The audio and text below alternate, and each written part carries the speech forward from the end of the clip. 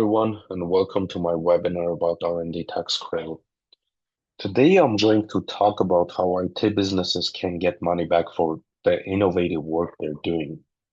R&D tax credits can help you save on taxes and reinvest more into growing your company. Here is what I'm going to cover today.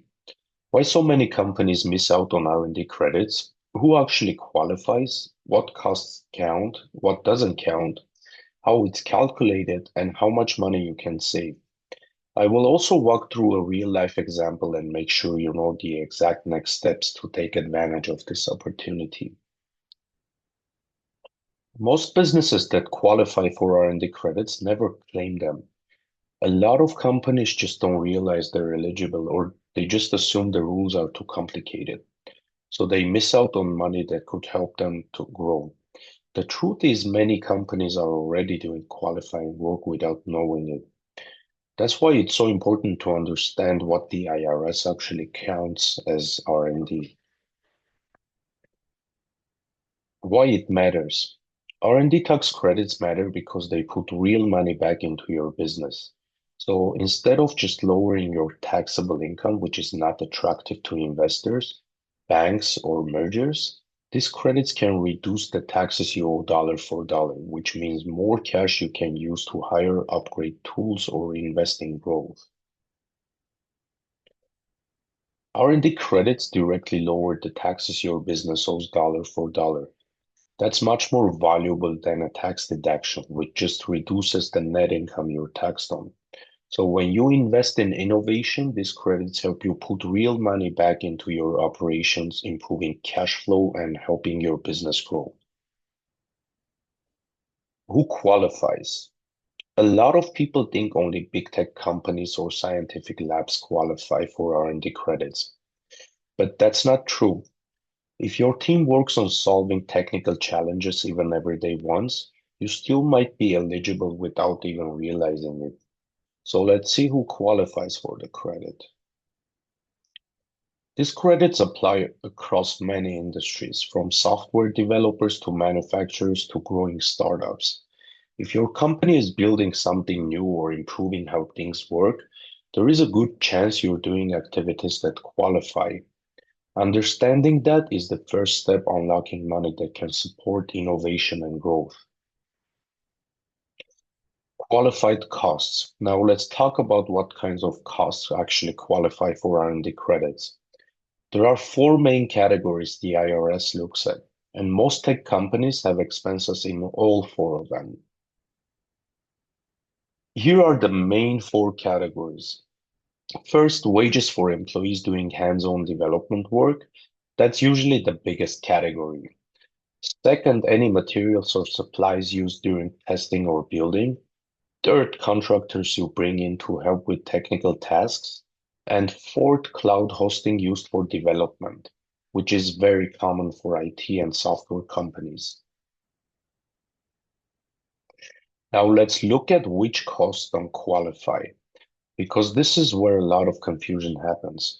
Some tasks may feel like R&D, but they don't meet the IRS definition, so it's important to understand the difference. Here are a few examples that don't qualify. Routine QA testing isn't considered R&D because it's just checking if something works, not solving a new technical challenge. Market research doesn't count either because that's focused on customer preferences, not development. And next is very important. Any work done outside the US isn't eligible for the US tax credits. So the focus always needs to be on technical problem solving done here in this country. Now let's look at how the credit is calculated. The formula is actually pretty straightforward once you know which expenses qualify. Qualified R&D expenses multiplied by the credit rate equals the credit amount. For most companies, that rate is somewhere between 6 and 14%, and it depends on which calculation method you use. The more you invest in technical development, the bigger the credit you can claim. Again, the credit rate depends mainly on which calculation method you use and how much historical research expense data you have. So if you go with the traditional method, the law allows up to 20% of qualified expenses above a calculated base amount. And in practice, most companies fall somewhere in the upper end of the 10 to 14% range. If you use the alternative simplified credit method, which is easier for newer firms or ones without decades of data, the rate is about 14% of the excess of current year qualified expenses over 50% of the average of the prior 3 years.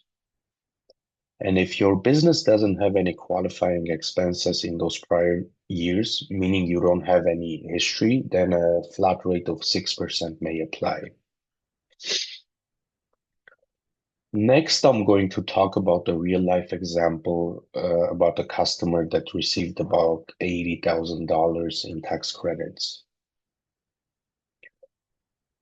So I worked with a small IT firm that didn't realize their software development qualified for R&D credits.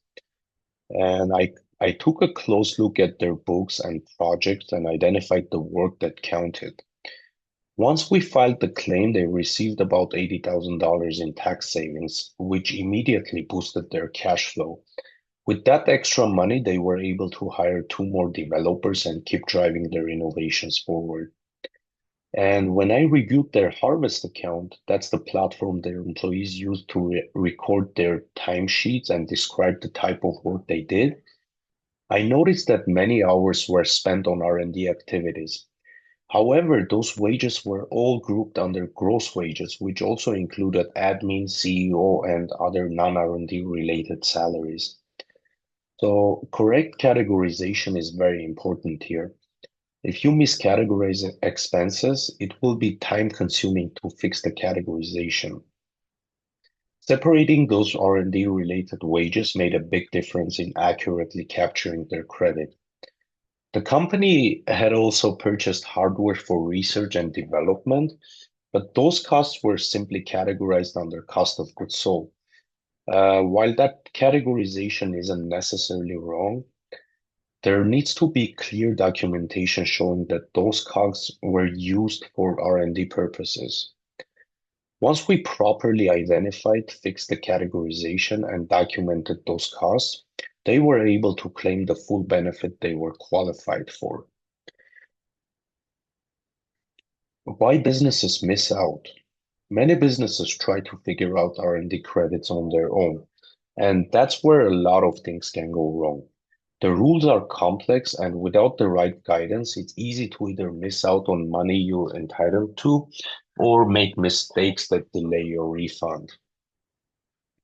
For example, a company might only claim their developers' time and completely overlook qualifying work done by project managers or QA testers, which could cut their credit in half.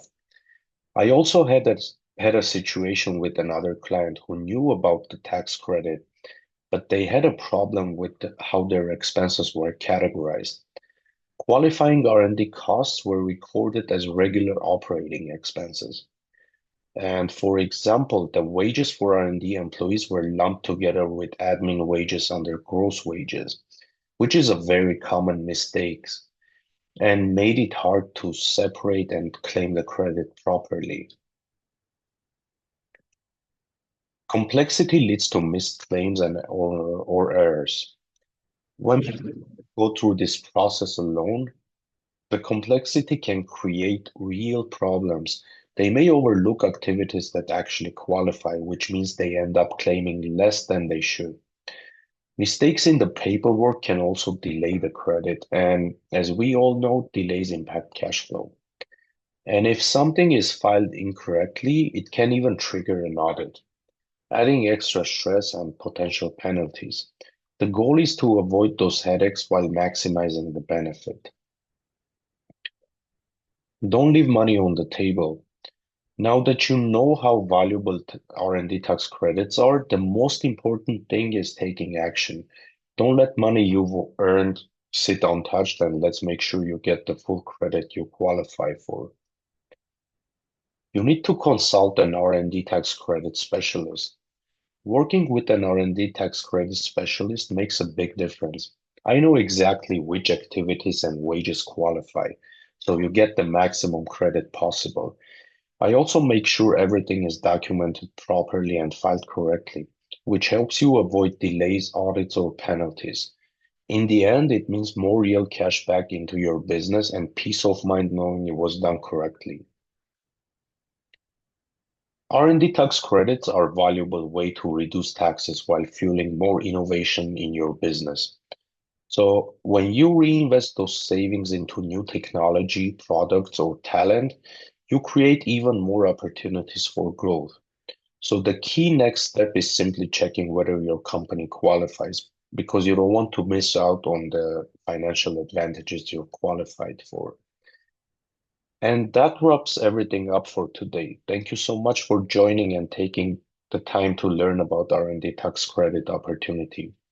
If you have any questions or if you'd like help figuring out whether your business qualifies, I would be happy to check that with you.